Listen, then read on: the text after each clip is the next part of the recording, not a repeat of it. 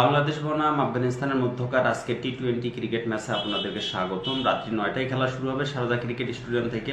বাংলাদেশ এবং আফগানিস্তান সর্বশেষ এশিয়া কাপের টি-20 ক্রিকেট ম্যাচে কিন্তু মুখোমুখি হয়েছিলেন।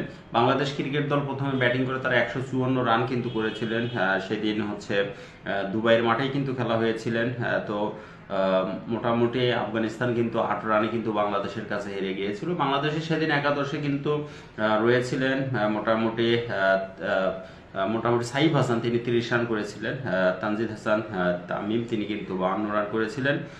তাওহিদ হৃদয় 26 রান করেছিলেন। শামীম হোসেন 12 রান, জাকের আলী অনিক 12 রান করেছিলেন এবং নুর হাসান সোহান কিন্তু 12 রান করেছিলেন। এই মোট বাংলাদেশ 154 রান করেছিলেন। অপরদিকে আফগানিস্তান কিন্তু প্রথমেই উইকেট হারিয়ে তারা কিন্তু কিছুটা বিপদের মধ্যে পড়ে গেছিলেন। সিদ্দিকুল অটল 0 রান আউট হয়েছেন। রহমতুল্লাহ গুরবাস 35 রান করেছিলেন। আর কেউ তেমন কিন্তু রান করতে পারেনি।